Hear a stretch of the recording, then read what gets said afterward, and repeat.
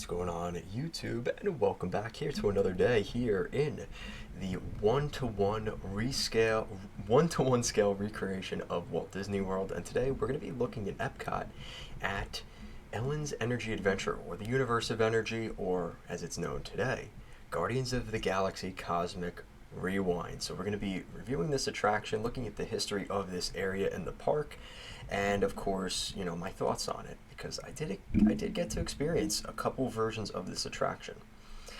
So for starters, this area is known as the Universe of Energy, and the pavilion opened with the park in Epcot on opening day. This is an attraction that has seen a lot of different sponsorships and versions and things like that. So the first version of this attraction in Future World, again, opened on opening day, October 1st, 1982. And this attraction was known as the Universe of Energy, and that attraction closed January of 1996. Now, this attraction was very focused on sort of the really interesting, I hate to say it, it really wasn't seen as that interesting of an attraction. It was more of an edutainment attraction that was focused on, sort of energy and solar energy and things like that. And that's why they used to have a bunch of solar panels on top of this building, kind of resemble that sort of theme. And eventually, really the reason the attraction changed in 1996, it came down to a sponsorship with ExxonMobil. ExxonMobil had become a partner with the attraction, and that led to, in 1996, the opening of Ellen's Energy Adventure. And Ellen's Energy Adventure would open and was a similar attraction to the version we saw. They had a diorama of dinosaurs. So this is the second attraction in Walt Disney World where you could kind of get your dinosaur fix in Epcot. And this attraction was much more focused on fossil fuels and how we could use, fuels and things like that. And there was talk about solar energy and things like that. Bill Nye the Science Guy and Ellen DeGeneres were in this version of the attraction, and it was seen as an attraction that really was fairly timeless. Even when it closed in 2017, this attraction was always seen as, Bill Nye was still somewhat relevant, and Ellen DeGeneres is still someone that people know of today. So it's one of those attractions that, despite, really kind of being in a position where it could be outdated very quickly with, actors and things like that, it really stood the test of time, considering these types of attractions that do that, right? Usually they date themselves very quickly. But this attraction didn't do that, and that's probably part of the reason it lasted until 2017, was it just didn't need to be changed. ExxonMobil's sponsorship eventually ended, and I think that was starting to be the beginning of the end of that attraction. And, the attraction kind of stays today in a different version, which is now known as Guardians of the Galaxy Cosmic Rewind. So now I believe this is the Xandar Pavilion. Yeah, the wonders of Xandar. And now the theme is definitely more toward Guardians of the Galaxy and getting that IP tie-in here in Epcot. And, I will admit, I've been on the attraction. I would say it's an upgrade. I think as much as people miss Ellen's Energy Adventure, the dioramas of the dinosaurs, and things like that, I think that the upgrade here is pretty easy, and it's one of those things that you add a big roller coaster and a huge show building in the back with launches and just how innovative this attraction is. It's kind of easy to forget about Ellen, and I hate to say that, but that's the truth.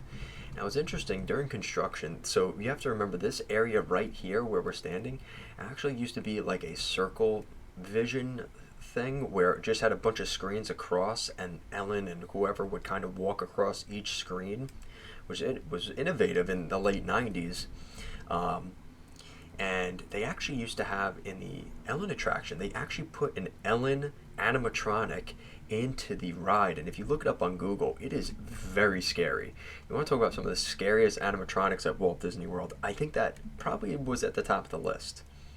And there were rumors really up until closing that animatronic stayed in the attraction. They just decided to cover it or put foliage and things like that in front of it, so you wouldn't see it. And there was always a little bit of a lore to that whole story.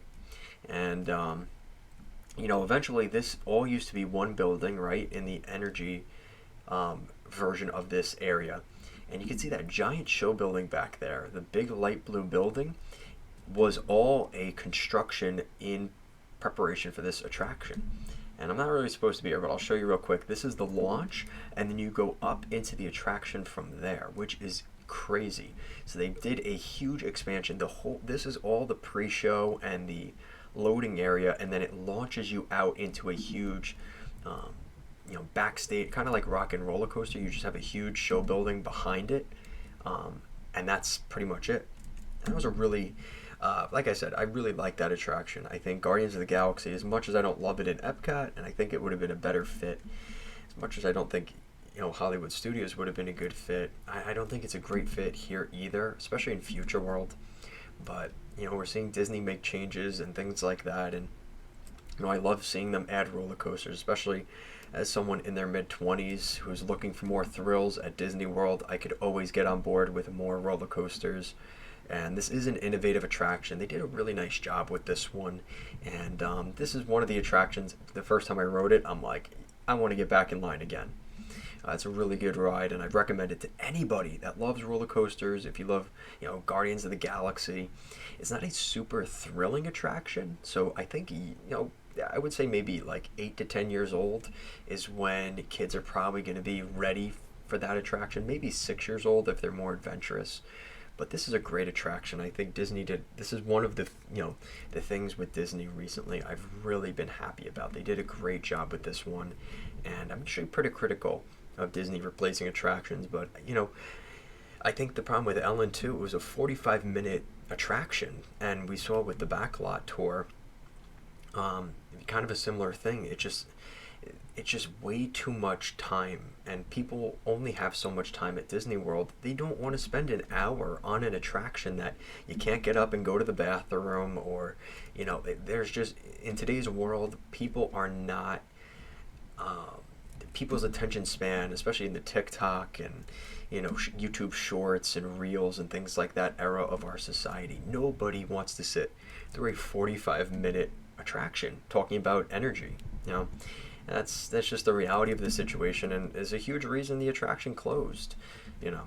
So overall, I definitely recommend this attraction to anybody. You could get a really nice picture here with Groot and some of the characters from Guardians of the Galaxy. I think I got my picture right here, somewhere like that. And actually the best photo right here, I'll give you guys a quick tip before we get out of here. Right here, look at that. That is a great picture right there. If you go to EPCOT and you have your photo pass, whatever, definitely take a picture like this. You get the spaceship Earth, and then you've also got the spaceship from Guardians of the Galaxy. Really great picture spot.